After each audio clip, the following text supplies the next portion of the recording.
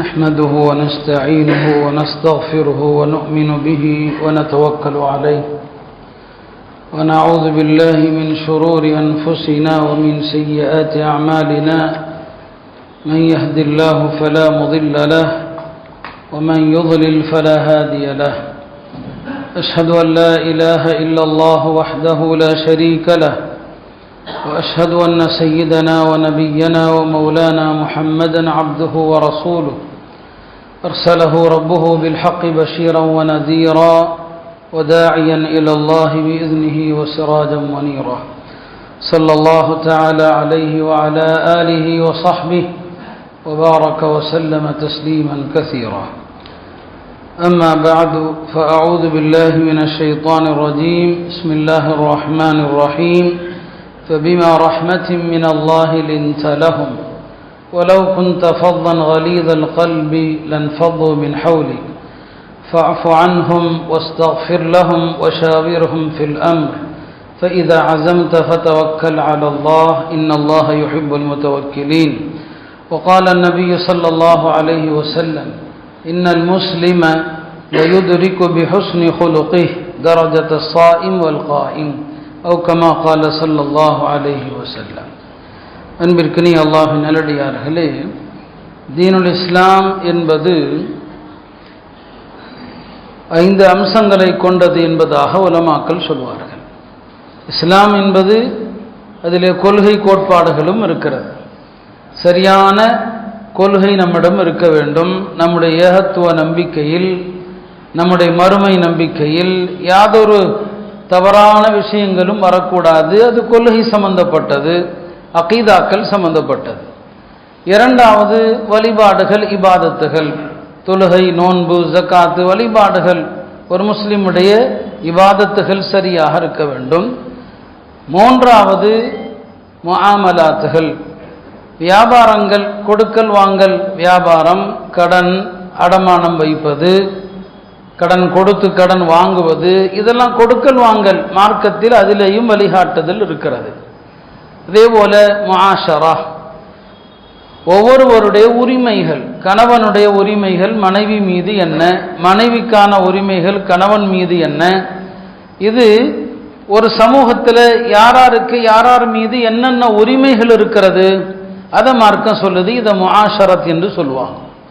ஐந்தாவது என்ன, அஹ்லாக், குணங்கள் பற்றி சொல்லுவாங்க. எந்தெந்த குணங்களை ஒரு முஸ்லிம் தேர்வு செய்வது, எந்த குணங்களை விட்டு விலகி இருப்பது. குணங்களில் நல்லவைகளும் உண்டு, குணங்களில் கெட்டவையும் உண்டு. இந்த குணங்களும் உண்டு. இந்த 5 விஷயங்களும் சேர்ந்தது தான் இஸ்லாம். இந்த 5ம் சரியாக இருந்தால் ஒரு முஸ்லிமுடைய ஈமான், இஸ்லாம் பரிபூர்ணமாக இருக்குது. இந்த 5ல் எதில் குறை இருந்தாலும் அவரிடம் குறைகள் இஸ்லாத்தில் வருகிறது. உம்மத்தில் பலரும் சில விஷயங்களில் கவனம், பல விஷயங்களில் ஓட்டையாக இருப்பாங்க. சில பேர் கொள்கை விஷயங்களை மட்டும் பேசுவாங்க, அவங்களுடைய இபாதத்து சரி இருக்காது, கொடுக்கல் வாங்கல் சரி இருக்காது. சில பேர் இபாதத்துகள் எல்லாம் சரியாக இருப்பாங்க, கரெக்டாக தொழுவார், தஹஜ்ஜுதெல்லாம் தொழுவார். ஆனால் வியாபாரத்தில் என்னங்க இருக்குது, வட்டி என்ன, அது என்ன, இது என்ன, எல்லா தவறும் அதில் செய்வார். பார்த்தா தொழுகையாளியாக இருப்பார், அவருடைய தீன் அவ்வளவுதான். சிலரிடத்தில் தொழுகை இருக்கும், கரெக்டான வியாபாரம் இருக்கும், மனைவிக்கான ஹக்க மறுப்பார், மனைவியை மதிக்க மாட்டார், மனைவி மீது சந்தேகப்படுவார், மனைவியை அடிப்பார், உதப்பார். இப்படி சில பேருடைய விஷயங்கள் இருக்கும். ஆக மனைவிக்குரிய ஹக்க கொடுக்கறதே கிடையாது. சில பேர் எல்லாத்திலையும் கரெக்டாக இருப்பாங்க, குணம் இருக்காது, எதற்கெடுத்தாலும் கோபப்படுவது, நற்குணம் இருக்காது, யாரையும் பார்த்தா சிரிக்க மாட்டார், இறுகிய முகம், இலகிய முகம், இப்படி இருப்பாங்க. இது எல்லாமே தீன்ல ஓட்டதான். அருமையானவர்களே, இவை எல்லாம் சரியாக இருப்பது தான் தீன். யூதர்களை போல நாம் இருக்கக்கூடாது, அல்லாஹ் நம்மை தடுக்கிறான். அவங்கள போல ஆயிடாதீங்க. யூதர்கள் என்ன, நுமினு பிபாதின் வ நக்ஃபுரு பிபாத், நாங்க மார்க்கம் சொல்வதில் சிலதை ஏற்று நம்பிக்கை கொள்வோம், சிலதெல்லாம் ஏற்றுக்க முடியாது. வெளிப்படையாக சொன்னாங்க, ஏற்றுக்க முடியாதுன்னே சொன்னாங்க. அவர்களுடைய எல்லா குறைகளையும் குர்ஆன் சுட்டி காட்டுது. என்னென்ன தப்பு செஞ்சாங்க, கொள்கையில் செஞ்ச தப்பு என்ன இல்லையா, வழிபாடுகளில் செய்த தவறு என்ன, கொடுக்கல் வாங்கல், வட்டி உட்பட எல்லாத்தையும் ஹலாலாக்குனாங்க. அல்லாஹ் கொழுப்பு சாப்பிடக்கூடாதுன்னு சொன்னா கொழுப்பு தானே சாப்பிடக்கூடாது, கொழுப்பை வித்து காசாக்குனாங்க. எல்லா விஷயங்களும் மோசடிகளும் செஞ்ச ஒரு கூட்டம் குர்ஆன். அவங்கள மாதிரி ஆயிடாதீங்க என்று அல்லாஹ் நம்மை எச்சரிக்கிறான். அருமையானவர்களே, அந்த வகையில தான் நம்முடைய எல்லா விஷயங்களும் கரெக்டா இருக்கணும். ஒன்ன சரியா இருந்து ஒன்ன விட்டாலும் மறுமையில நமக்கு பிரயோஜனம் இல்லை. அந்த வகையில நாம் சரி செய்ய வேண்டியதுல ஒன்றுதான் நல்ல குணங்கள். ஷவுகி என்ற ஒரு கவிஞர் மிக அழகாக சொன்னார், ஒரு சமூகம் என்பது என்ன? குணத்தை கொண்டுதான் ஒரு சமூகம். நற்குணம் இருந்தால் ஒரு சமூகம் நிலைத்திருக்கும், குணங்கள் இல்லை என்று சொன்னால் ஒரு சமூகம் அழிந்து விடும் என்று சொன்னான் பெருமானார் ஸல்லல்லாஹு அலைஹி வஸல்லம் அவர்கள். அந்த வகையில தான் நற்குணத்தை வலியுறுத்தினாங்க. ரசூல் ஸல்லல்லாஹு அலைஹி வஸல்லமுடைய குணத்தை அல்லாஹ் திருமறையில பல இடங்களில் போற்றி சொல்வான். உங்களுடைய மென்மையான குணத்தினால் மக்கள் உங்களை சுத்தி இருக்கிறாங்க. நீங்கள் கடின சித்தம் உள்ளவராக இருந்திருந்தால் உங்களை விட்டு என்னைக்கோ ஓடி போயிருப்பாங்கன்னு அல்லாஹ் சொல்றான். வலவ் குன்த ஃபவ்வன் கலீதல் கல்ப், நீர் கடின குணமுள்ளவராக இருந்திருந்தால் என்றைக்கோ மக்கள் உங்களை சுத்தி ஓடி இருப்பாங்க. இப்ப நற்குணங்கள் தான் பெருமானார் ஸல்லல்லாஹு அலைஹி வஸல்லம் அவர்களை மக்கள் என்னங்க அவங்கள நோக்கி ஈர்க்கப்பட்டது காரணம் அந்த குணம்தான். அதனாலதான் ஹதீஸுகள்ல குணங்களை பத்தி எவ்வளவு வருதுன்னு சொன்னா, ஒரு முஸ்லிம் தன்னுடைய நற்குணத்தால் காலமெல்லாம் இரவு தொழுகையில் ஈடுபடுகிற, காலமெல்லாம் நோன்பு வைக்கிற ஒரு மனிதருடைய அந்தஸ்தை குணத்தை கொண்டு அடைகிறார். இரவு தொழுகை எவ்வளவு கஷ்டங்க. இரவு தொழுகை சும்மாவா என்ன? ராத்திரி எஞ்சி தொழுகிறது குளிர்காலத்தில், வெயில் காலத்தில் இரவு கம்மியாக இருக்கும். ராத்திரி படுத்தா கொஞ்ச நேரத்தில் தஹஜ்ஜுத் வந்துடும். அந்த வகையில் கஷ்டம். குளிர்காலத்தில் இரவு நீளமாக இருக்கும், ஆனால் எழுந்தா குளிர் அடிக்கும், தண்ணியை தொடுறது கஷ்டம். இப்போ தஹஜ்ஜுத் தொழுகை சாதாரணமானது இல்லை. ஆனால் அந்த தஹஜ்ஜுத் தொழுகையை விட நோன்பு சாதாரணமான வணக்கமா என்ன? நோன்பு எவ்வளோ கஷ்டம் நமக்கெல்லாம் தெரியுதா இல்லையா? ரமதான் இப்போதானே முடிஞ்சிருக்குது. இப்போ பாருங்க என்ன சொல்றாங்க, இரவில் தொழக்கூடியவனை விட, காலமெல்லாம் நோன்பு நோற்பவனை விட நற்குணத்தை கடைபிடிக்கிற ஒருவர் அவர்களுடைய அந்தஸ்து அடைஞ்சிருவார். அப்படின்னா இந்த ஹதீஸ் என்ன கட்டுத்தருதுங்க? இந்த வெளிப்படையான வணக்கங்கள் இருக்கு இல்லையா, தஹஜ்ஜுதா இருக்கட்டும், நோன்பா இருக்கட்டும், இந்த வணக்கங்கள்ல ஒரு வகையில கஷ்டம் இருக்குது. ஆனா அதையெல்லாம் விட உண்மையான கஷ்டம் என்ன தெரியுமா? மனம் சார்ந்தது தான். நற்குணங்கிறது மனசு விரும்பாது. கோவப்படாத அப்படின்னு லேசா சொல்லிடலாம், ஆனா கோவப்படாம இருக்கிறது வரைக்கும் ரொம்ப கஷ்டம். நம்ம சொல்றது வேணா லேசா இருக்கலாம். அதனாலதான் நபி ஸல்லல்லாஹு அலைஹி வஸல்லம் அவங்க சஹாபாக்கள்கிட்ட கேட்பாங்க, வீரன் யார் அப்படின்னு கேட்பாங்க. எல்லாரும் என்ன பதில் சொல்லுவோம்? மக்களை அடித்து வீழ்த்துபவன் வீரன். நபி ஸல்லல்லாஹு அலைஹி வஸல்லம் சொன்னாங்க, அவன் வீரன் இல்லை, கோபத்தின் போது தன்னை அடக்கி ஆள்பவனே வீரன். அப்ப மனதை ஆள்பவன் வீரன், மனதை கட்டுப்படுத்துபவன் வீரன். நற்குணங்கள் இருக்கு பாருங்க, அது லேசா சொல்றோம், ஆனா மனசுக்கு கஷ்டம். அதனாலதான் நபி ஸல்லல்லாஹு அலைஹி வஸல்லம் சொல்லுவாங்க, நீ உன்னுடைய சகோதரனை பார்த்து சிரிப்பது கூட நற்குணம். சிரிப்பது கூட, சிரிக்கணும். ரசூல் ஸல்லல்லாஹு அலைஹி வஸல்லம் அவங்க சிரிக்க வேண்டிய இடத்துல சிரிப்பாங்க. எப்போதுமே இறுக்கமாக இருப்பதுங்கிறது கிடையாது. ஃபஜ்ருக்கு பிறகு சஹாபாக்கள் மஸ்ஜிது நபவியில அமர்ந்து என்ன செய்வாங்க? பேசுவாங்க. கொஞ்ச நேரம் உட்கார்ந்து அறியாமை காலத்தில் நம்ம எப்படி இருந்தோம் எல்லாத்தையும் பேசுவாங்க. ஒரு நாள் உமர் ரலியல்லாஹு அவர்கள் அவங்க சில விஷயங்களை பேசினாங்க. ஃபஜ்ருக்கு பிறகு பெருமானார் முஸல்லாலே உட்கார்ந்துருப்பாங்க, மக்கள் பேசுறதெல்லாம் கவனிப்பாங்க. உமர் சொன்னாங்க, நான் ஜாஹிலியாவில் ஒரு ஊருக்கு நான் போயிருந்தேன். அப்போ ஜாஹிலியாவில் அறியாமை காலத்தில் என்ன செய்வாங்கன்னா, எங்கேயாவது போகும்போது இங்கே ஒரு ஒழுக்கத்தை சொல்லிடுறேன், ஒரு சபை அமர்ந்த பிறகு பின்னால் வருபவர்கள் பின்னால் தான் உட்கார வேண்டும். பெருமானார் சொல்லுவாங்க, தாண்டி முன்னால் வரக்கூடாது. அதுவும் ஜும்மாவுடைய நாளில் தாண்டி முன்னால் வருபவர்களை கடுமையாக கண்டிச்சாங்க. நான் அந்த ஹதீஸை சொல்ல விரும்பல, இனிமேல் செய்யாதீங்க. ஒரு சபையில் சபை உட்கார்ந்தாச்சா பின்னால் எங்கே இடம் இருக்கோ அங்கே தான் உட்காருவாங்க. இதில் என்னன்னா, பெருமானார் ஸல்லல்லாஹு அலைஹி வஸல்லம் அவங்களே சபை உட்கார்ந்த பிறகு வந்து அவங்களே கடைசியில் தான் உட்காருவாங்க. ஹதீஸில் இருக்கு. அல்லாஹ்வுடைய தூதரே அப்படிதான் செய்வாங்க. மக்கள் யாரை சொல்றதா, நீங்க போய் பின்னால் உட்காருறீங்களேம்பாங்க, அவர்களே பின்னால தான் உட்காருவாங்க. அதனால சபையில் வந்து உட்கார்ந்த பிறகு தாண்டி தாண்டி இப்படி வரக்கூடாது. அது வந்து ஒழுங்கீன செயல் என்று சொன்னாங்க. ஜும்மா அன்னைக்கு தாண்டி வருவதை குறித்து கடுமையான வாசக ஹதீஸில் வந்திருக்கு. நான் இந்த ஹதீஸை இப்போ சொல்லி யாரையும் சங்கடப்படுத்த விரும்பல, அதை பிறிதொரு சந்தர்ப்பத்தில் சொல்கிறேன். அப்படி வராதிங்க. சில பேர் பாவம் தெரியாமல் வர்றாங்க, இனிமே வராதிங்க. ஏன்னா குணத்தை பற்றி பேச வேண்டிய இடத்துல நானே கடுமையாக சொல்லக்கூடாது இல்லையா, அதனால நானே நற்குணத்தோடு பணிவோடையே சொல்லிக்கிறேன், வராதிங்க தயவு செஞ்சு. இப்போ ஹஜ்ரத் உமர் ரலியல்லாஹு அவர்கள் ஒரு நாள் சொல்கிறாங்க, ஃபஜ்ருக்கு பிறகு உட்கார்ந்து பேசும்போது சொல்கிறாங்க, இதெல்லாம் நிமிஷம் கேட்டுக்கிட்டே இருப்பான். நான் அறியாமை காலத்தில் ஒரு ஊருக்கு போயிருந்த பயணத்தில், அரபுகள் பயணத்தில் போகும்போதும் வழிபடுறதுக்கு ஒரு கல்லை தூக்கிட்டே தான் போவாங்க, அந்த கல்லை வழிபட்டுக்குவாங்க. கல் தான் அவங்களுடைய குணம், தெய்வம்.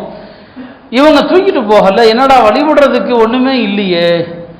அப்போ என்ன சொன்னாங்க, கொஞ்சம் பேரிச்சம்பழம் இருந்துச்சு, அந்த பேரிச்சம்பழத்தையே நான் சில மாதிரி செஞ்சு அதையே வணங்கிக்கிட்டேன். மதியத்துக்கு மேலே பசி வந்துச்சு, பசிக்கிறதுக்கு சாப்பிட்றதுக்கு ஒன்றுமே இல்லையே, நான் எந்த தெய்வத்தை பேரிச்சம்பழத்தில் செஞ்சு வச்சேனோ அதையே சாப்பிட்டுக்கிட்டேன் அப்படின்னு சொல்லி சிரித்தாங்க. இப்படிலாம் நான் அறியாமை காலத்தில் இருந்தோன்னு சொல்லி நபி ஸல்லல்லாஹு அலைஹி வஸல்லம் அவங்க இந்த மாதிரி பேசிகிட்டு இருக்கிறவங்கள பார்த்து கண்டிக்கல, என்ன பேசுகிறீங்க, பள்ளியாசலே அப்படி பேசுகிறீங்கன்னு சொல்லி அவங்களும் சேர்ந்து சிரித்தாங்க. நபி ஸல்லல்லாஹு அலைஹி வஸல்லம் அவங்களும் சேர்ந்து சிரித்தாங்க. ஏன் அப்படின்னா, இந்த பேச்சு வெளிப்படையில் ஒரு சிரிப்பாக தோன்றினாலும் உண்மையிலும் அது சிந்திக்க வைக்கிற ஒரு பேச்சு. நாம் எப்படிப்பட்ட முட்டாள்தனத்தில் இருந்தோம், நம்ம கையால் செஞ்ச கடவுளை நம்மளே சாப்பிட்டுக்கிட்டோம். உமர் அப்படியே சொன்னாங்க, உமர் தானவங்க, என் கடவுளை நானே சாப்பிட்டுட்டேன்னு சொல்லி, அகல்து இலாஹி, என் கடவுளை நானே சாப்பிட்டேன்னு சொல்லி. அப்போ நபி ஸல்லல்லாஹு அலைஹி வஸல்லம் அவங்க எப்போதும் இறுக்கமாக இருக்க மாட்டாங்க, எந்த சஹாபியை பார்த்தாலும் சிரிப்பாங்க. பொன்முறுவல் தான், யாரை பார்த்தும் சிரிக்காம நபி ஸல்லல்லாஹு இருக்கவே மாட்டாங்க. அதனால தான் நற்குணத்தை போதிப்பாங்க. சொல்லுவாங்க, நீங்கள் எப்படி இருக்கணும்னு சொன்னா, ஒரு எஜமானுக்கு கட்டுப்படுகிற, எந்நேரமும் கட்டுப்படுகிற ஒட்டகத்தை போன்று இருங்கள். கட்டுப்படுகிற ஒட்டகம் என்னம்னா, எஜமான் இழுத்தால் இழுத்த இழுப்புக்கெல்லாம் போகுமா. எஜமான் எங்க மண்டியிட வைத்தாலும், ஒரு பாறையில மண்டியிட வைத்தாலும் உட்கார்ந்துருமா. நீங்களும் அந்த எஜமானுக்கு கட்டுப்பட்ட ஒட்டகத்தை போல உங்களுடைய நற்குணத்தை ஆக்கிக் கொள்ளுங்கள் என்று பெருமானார் ஸல்லல்லாஹு அலைஹி வஸல்லம் அவங்க சொல்லுவாங்க. அருமையானவர்களே, நற்குணம் என்பது 3 அம்சங்களை கொண்டது. நற்குணம்னா என்னங்க, 3 அம்சங்களை கொண்டது நற்குணம். ஒன்று என்ன, கஃபுல் அதா, யாருக்கும் எந்த தொந்தரவும் செய்யாமல் இருப்பது. நாவால், கரத்தால், பேச்சா, எதுல யாருக்கும் எந்த தொந்தரவும் இல்லை, அவர் தான் முஸ்லிம். தன்னுடைய கரத்தால், நாவால் பிறருக்கு தொல்லை தராதவர் முஸ்லிம். அடுத்தவருக்கு நம்முடைய எந்த காரியமும் தொந்தரவு தரல. நற்குணத்தின் முதல் படித்தரம் பிறருக்கு தொல்லை கொடுக்காத. பாருங்க, நம்முடைய எந்த அசைவுகளும் கூட யாருக்கும் தொந்தரவு கொடுக்கக்கூடாது. பெருமானார் ஸல்லல்லாஹு அலைஹி வஸல்லம் உடைய உயர்ந்த குணத்தை என்ன சொல்வது பாருங்க. நபி ஸல்லல்லாஹு அலைஹி வஸல்லம் அவங்க இரவுல தஹஜ்ஜுதுக்கு எழுந்துப்பாங்க, சீக்கிரம் எஞ்சிப்பாங்க. சீக்கிரம் எஞ்சிக்கிற நபி சரிங்களா, தன்னுடைய மனைவிமார எழுப்ப மாட்டான். ஏன்னா நஃபிலான வணக்கத்தை ஆர்வமூட்டலாம். ஆனா அவர் தூங்கிட்டு இருக்கிறாருன்னா ஃபர்துக்கு எழுப்பலாம், நஃபிலான வணக்கத்தை எழுப்பக்கூடாது. ரெண்டாவது, நம்ம தொழுகிறோங்கிற பேர்ல நாம பண்ற அலப்பறையில அடுத்தவன் தூக்கத்தையும் கெடுக்கக்கூடாது. நம்ம தஹஜ்ஜுத்லாம் அப்படிதான். அன்னை ஆயிஷா ரலியல்லாஹு அன்ஹா சொல்லுவாங்க, ஒரு நீண்ட ஹதீஸ், ஒரு நாள் இரவுல நபி ஸல்லல்லாஹு அலைஹி வஸல்லம் எஞ்சாங்க. ஆயிஷா தூங்கிட்டு இருக்கிறதாக அவங்க நினைச்சுக்கிட்டாங்க. ஆனா ஆயிஷா ரலியல்லாஹு தூங்கல, முழிச்சிட்டு தான் இருக்கிறாங்க. அவங்க நினைச்சுக்கிட்டாங்க. பெருமானார் ஸல்லல்லாஹு அலைஹி வஸல்லம் இரவுல எஞ்சாங்க. இன்த அல ருவைதன், மெதுவா செருப்பு போட்டாங்களாம். பாருங்க, அந்த செருப்பு போடுற சத்தம் யாருடைய தூக்கத்தையும் கெடுத்துடக்கூடாது. ருவைதன், மேலங்கி அங்க தொங்கிட்டு இருக்குது, அந்த சட்டையை எடுக்கிறதுல கூட என்ன செய்யல, யாரையும் தொந்தரவு பண்ணல, மெதுவா எடுத்து சட்டையை போடுறாங்க. சும்மா ஃபத்தஹல் பாப ருவைதன், அதுக்கப்புறம் கதவை திறக்கிறாங்க மெதுவாக. ருவைதன், கதவை திறந்து வெளியில போய் கதவை தாளிடுறாங்க மெதுவாக. பாருங்க, இரவுல எஞ்சா கூட நாம தஹஜ்ஜுத் தொழுகிறதா இருந்தா கூட தூங்கக்கூடிய 10 பேரை எழுப்புற மாதிரி டமால் டுமீல், செருப்பு போடுறதுல சத்தம், கதவை சாத்துறதுல சத்தம், தண்ணியை திறந்து பயன்படுத்துறதுல சத்தம், அவர் எஞ்சிருவார். இப்படி யாரையும் நாம எழுப்பக்கூடாது. சில பேர் தான் தஹஜ்ஜுதுக்கு எஞ்சிக்கிறேன் அப்படிங்கிறத காட்டுறதுக்காக வேண்டிய சில காரியங்களை செய்யறது. அந்த நேரத்தில் ஃபோன் போடுறது, நான் எஞ்சிட்டேன் அப்படிங்கிறது தெரியும். இவர் தஹஜ்ஜுதுக்கு எஞ்சிக்கிற ஆள் பொறுத்துறது. எப்பயோ சொல்ல வேண்டிய விஷயத்தை காலையில் 3:30 மணிக்கு ஃபோன் போட்டு சொல்றது. அது எதுக்கு, நான் இப்போ எஞ்சிருக்கிறேன், நான் இப்போ தொழுது நினைப்போமா இல்லையா, இப்போ 3:30 மணிக்கெலாம் 5 ரூபா பொறுத்துறது. இதெல்லாம் ஆக மோசமான குணம். அப்போ அல்லாஹ்வுடைய தூதர் எப்படி எஞ்சிக்கிறாங்க பாருங்க, எவ்வளோ மெதுவா. இமாம் நஸை ரஹ்மத்துல்லாஹி அலைஹி இந்த மாதிரி ஹதீஸ் பூரா எதில் கொண்டு வருவாங்கன்னா, பெருமானார் ஸல்லல்லாஹு அலைஹி வஸல்லம் அவர்கள் மனைவியரிடத்துல எவ்வளவு அழகா நடந்தாங்க. இஷ்ரத்துன் நிசா அப்படிங்கிற பாடத்துல கொண்டு வருவார். மனைவியரோடு நடந்தது இதெல்லாம் மெதுவா செய்யறாங்க. இதெல்லாம் மெதுவா பண்ணிட்டு எங்கேயோ வெளியே போயிட்டாங்க. ஆயிஷா ரலியல்லாஹு அன்ஹா முழிச்சுத்தானே இருக்கிறாங்க, அவங்க தான் தூங்கலையே. அப்ப எங்க போனாங்க?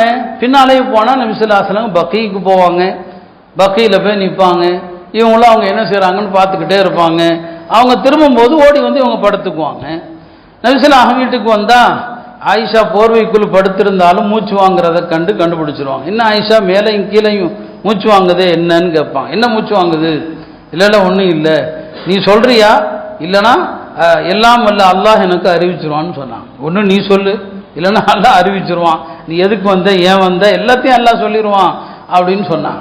அருமையானவர்களே, பிறகு ஆயிஷா ரலியல்லாஹு அன்ஹா சொல்லுவாங்க. அப்போ பெருமானார் கேட்பாங்க, என் மேலே உனக்கு சந்தேகமா என்ன? அல்லாஹ்வும் ரசூலும் உனக்கு அநீதி இழைக்க போகிறார்களா என்ன? அல்லாஹ் ரசூல் உனக்கு அநீதி இழைப்பதாக பயமா? அல்லாஹ்வும் அநீதி இழைப்பவன் அல்ல, அவனுடைய ரசூலாகிய நானும் அநீதி இழைப்பவன் அல்ல என்று சொல்லிவிட்டு பிறகு நடந்ததை சொன்னாங்க. என்னிடம் ஜிப்ரீல் அலைஹிஸ்ஸலாம் வந்தாங்க, பக்கீக்கு போக சொன்னாங்க. அடிக்கடி பக்கீல போய் என்ன செய்வாங்க? ஜியாரத்து செய்வாங்க. நடந்ததை சொன்னாங்க. இந்த ஒரு ஹதீஸில் பெருமானார் ஸல்லல்லாஹு அலைஹி வஸல்லம் உடைய எத்தனை அழகான அற்புதமான குணங்கள் வெளியாகுது. இப்போ நம்முடைய அசைவுகள் கூட இருக்கு பாருங்க, அது கூட யாரையும் சங்கடப்படுத்தக்கூடாது. யோசிச்சு பாருங்க, நம்முடைய அசைவுகளே சங்கடப்படுத்தக்கூடாதுன்னு சொன்னா, பள்ளிக்கு ஃபோனோடு வரக்கூடியவர்கள் நம்முடைய ஃபோன் அடிக்கிறதுனால ஓதக்கூடிய இமாமுக்கு எவ்வளவு தடங்கள் ஏற்படுது, அருகில் இருப்பவர்களுக்கு எவ்வளவு சங்கடம் ஏற்படுது. ஏன் ஒரு நிமிஷம் அதை யோசிக்க மாட்டிருக்கீங்க? வந்ததும் ஏன் தக்பீர் கட்டுறீங்க? உங்க பாக்கெட்ல ஃபோன் இருக்குது அப்படிங்கிறது அந்த கணம் தெரியுதா இல்லையா? ஏன் அந்த ஃபோனை எடுத்து ஒரு சைலண்ட்ல போட்டுட்டு ஃப்ளைட் மோடில் போட்டுட்டு அல்லது சுவிட்ச் ஆஃப் பண்ணிட்டு ஏன் தொலை மாட்டேங்குது? எவ்வளோ பெரிய ஈதா இது! இதை விட கெட்ட குணம் ஒன்று இருக்க முடியுமா? முடியாதா? நான் எவ்வளவு தடவை எவ்வளோ அன்பாக நான் சொல்லிட்டேன், எவ்வளவு பண்பாக நான் சொல்லிட்டேன். ஆனாலும் ஒவ்வொரு தொழுகையிலும் செல்போன் ஒலிப்பது என்பது சரிங்களா இஸ்லாத்தினுடைய 6வது கடமையாக ஆகிப்போச்சு. செல்போன் ஒலிக்கிறது எவ்வளவு அன்பா சொல்லிட்டோம், இங்க அந்த அளவுக்கு அங்க மறக்குது. இப்படி ஒரு தொழுகை தேவையா என்ன? இப்படி தொழணுமா என்ன?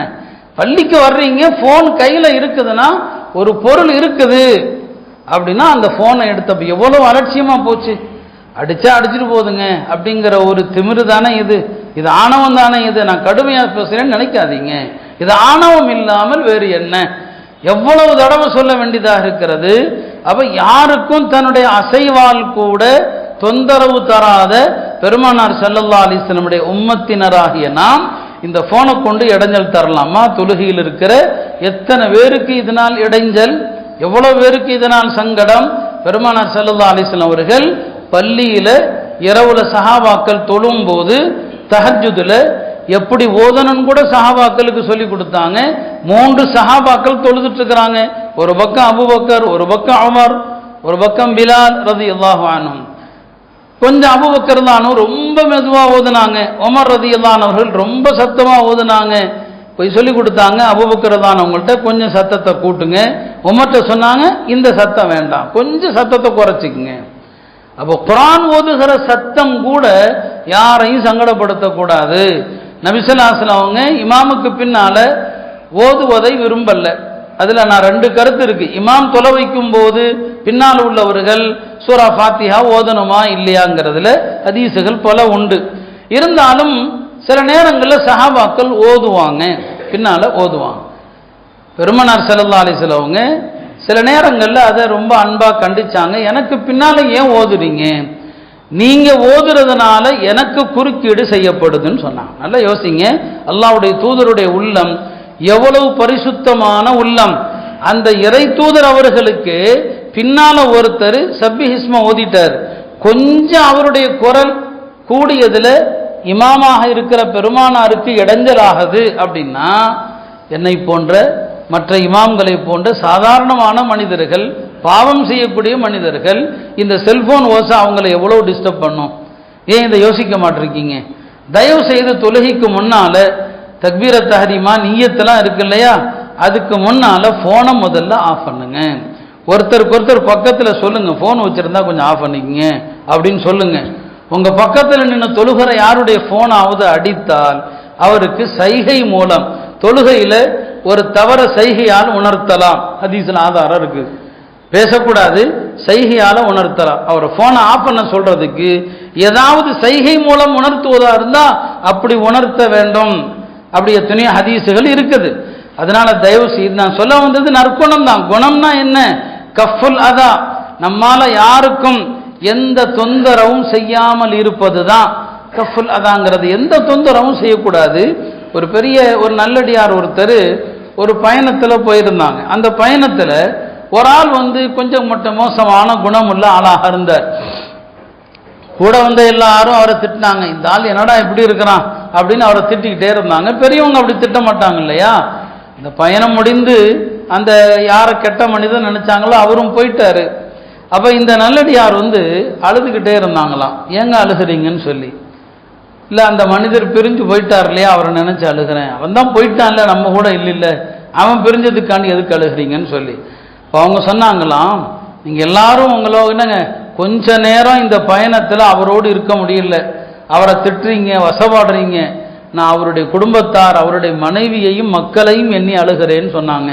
காலமெல்லாம் இந்த ஆள் கூட அந்த மக்கள் எவ்வளவு கஷ்டப்படுவாங்க, நான் அவர்கள் மீது கருணைப்பட்டு அழுகிறேன் என்பதாக அந்த பெரியவர் சொன்னதாக வருகிறது. அருமையானவர்களே, அப்ப முதல் விஷயம் கஃபுல் அதான். யாருக்கும் எந்த தொந்தரவும், நமக்கு தொந்தரவு கொடுத்தாலும் தொந்தரவு செய்யக்கூடாது. யூதர்கள் ஒரு நாள் ஒரு 15 பேர் பெருமானார் ஸல்லல்லாஹு அலைஹி வஸல்லம் கிட்ட வந்தாங்க. வந்த யூதர்கள் பெருமானாருக்கு சலாம் சொன்னாங்க. ஆனா சலாம் சொல்வதில் கூட அவர்கள் தந்திரக்காரர்கள்.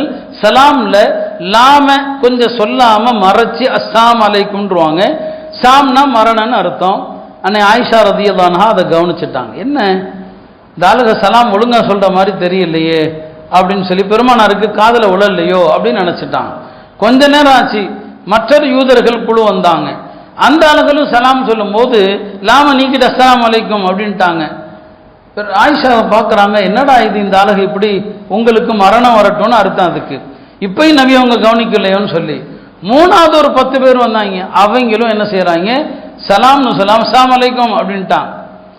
அன்னை ஆயிஷா அவர்களுக்கு அதுக்கு மேல பொறுக்க முடியல, அதற்கு மேல் பொறுக்க முடியல.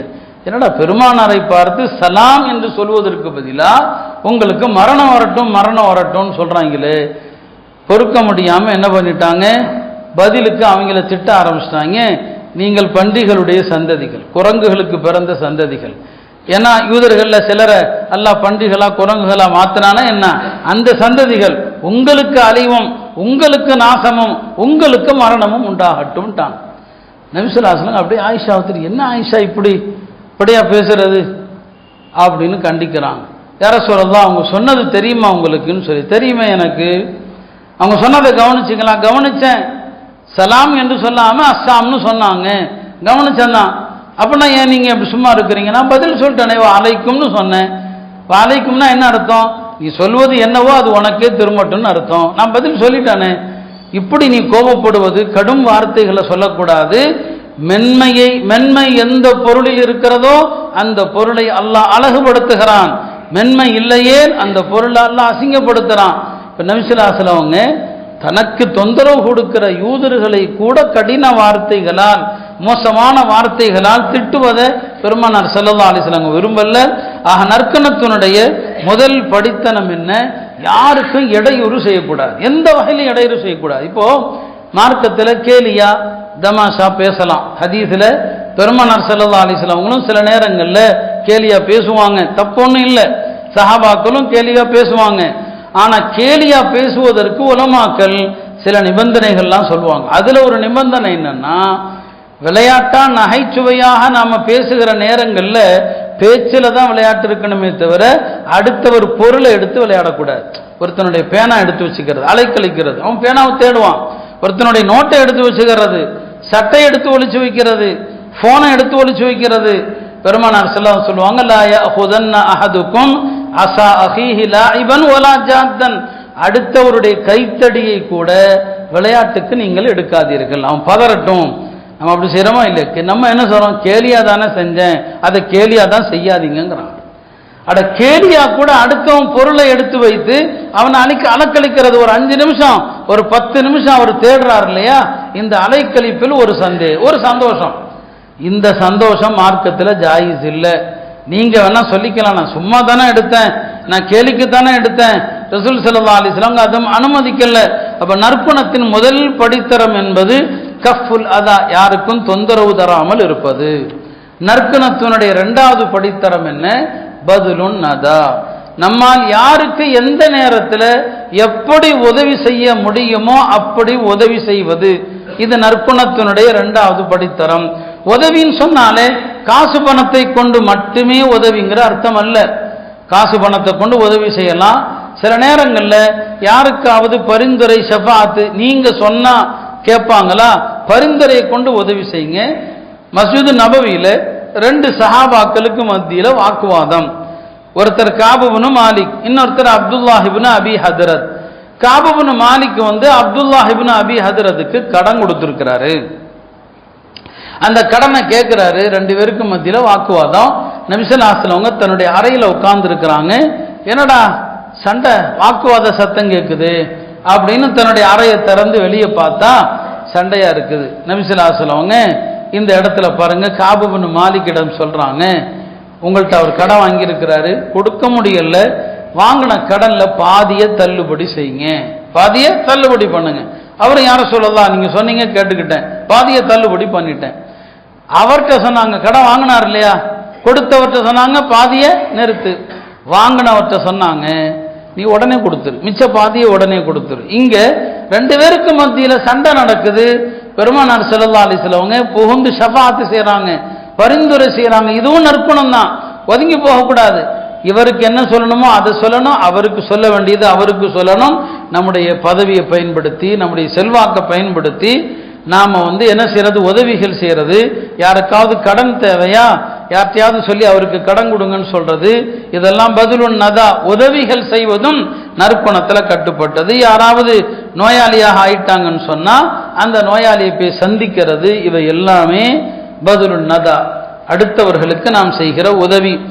நற்குணத்தினுடைய 3வது அம்சம் என்ன? உலமாக்கள் சொல்லுவாங்க தலாகத்துல் வஜ்ஹி. எல்லா முஸ்லிம்களையும் சிரித்த முகத்தோடு பார்க்கணும். யாரையுமே கடுகடுன்னு பார்க்கக்கூடாது, எரிச்சலோடு பார்க்கக்கூடாது, சிரித்த முகத்தோடு பார்ப்பது. ரசூல் ஸல்லல்லாஹு அலைஹி வஸல்லம் அவர்களை பற்றி ஹதீஸ்ல வருகிறது, எப்போதுமே பெருமானார் கான ரசூலுல்லாஹ் ஸல்லல்லாஹு அலைஹி வஸல்லம் யதபஸ்ஸம், எப்பவுமே சிரிப்பாங்க, எப்போதுமே சிரிப்பாங்க, யாரை பார்த்தாலும் சிரிப்பாங்க. அவங்களுடைய சிரிப்பு தான் சஹாபாக்களுக்கு எல்லா கவலையும் போக்கிரும். கவலையோடு இருப்பாரு, பெருமானாரை பார்ப்பாங்க, அழகான அந்த சிரிப்பு அவங்களுடைய கவலைகளை மறந்துடுவாங்க. அப்ப பெரியவர்களா இருக்கிறவங்க தன்னுடைய தோழர்களை பார்த்தா சிரிக்கணும். அந்த ஒரு சிரிப்புல எத்தனையோ நன்மைகள் இருக்கிறது என்பதை பெருமானார் ஸல்லல்லாஹு அலைஹி வஸல்லம் சொல்லுவாங்க. ஹஜ்ரத் முஆத் இப்னு ஜபல் அவர்களை யமனுக்கு அனுப்புகிற போது ரசூல் ஸல்லல்லாஹு அலைஹி வஸல்லம் அவர்கள் உடன் வர்றாங்க. மதீனாவுடைய புறநகர் வரைக்கும் வந்து 3 விஷயத்தை சொன்னாங்க.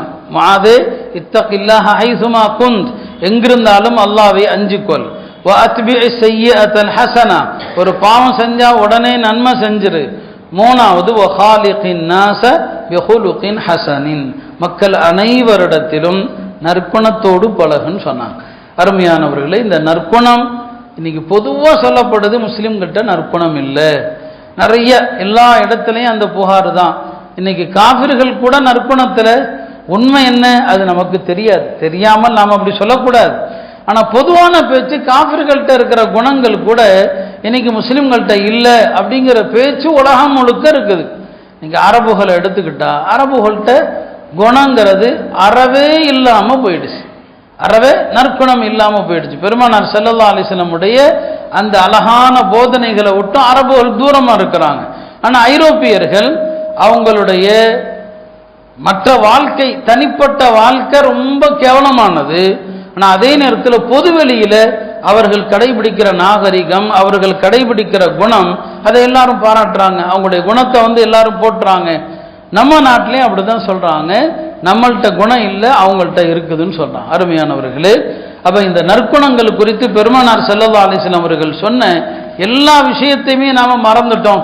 வெறுமனே இபாதத்துகள் நமக்கு போதுமானது என்று நாம எண்ணிக்கொண்டிருக்கிறோம். இந்த இபாதத்துகளை விட நல்ல குணங்கள் தான் சிறந்தது.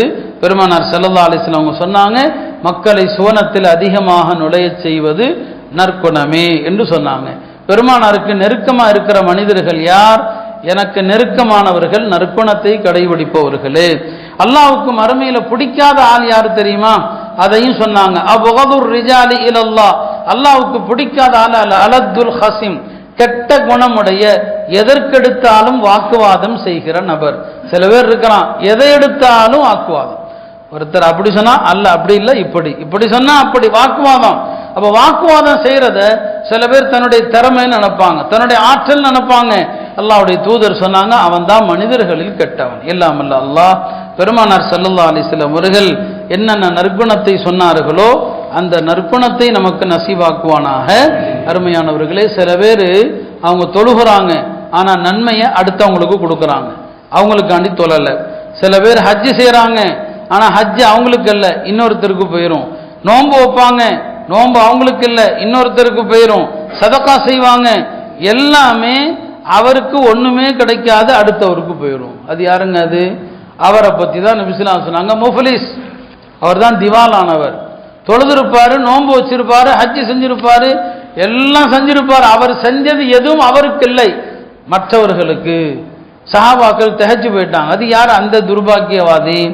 அவன் தான் ஒழுக்கம் இல்லாம, நற்பண்பு இல்லாம நடந்தாலு அடுத்தவங்களை பத்தி புறம் பேசியிருப்பான், அடுத்தவங்களை இழிவா பேசியிருப்பான், அடுத்தவர்கள் மீது அவதூறு சொல்லி இருப்பான்.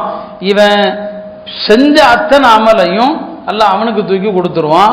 இவன் பாவத்தோடு நரகத்துக்கு போவான்னு சொன்னாங்க. அல்லாஹ் தஆலா இது போன்ற தீய நிலையிலிருந்து நம்மை பாதுகாத்து உயர்ந்த நற்பண்புடைய முஸ்லிம்களாக ஆக்கிடுவானாக. வ ஆகிரு தஅவானா அல்ஹம்துலில்லாஹி ரப்பில் ஆலமீன்.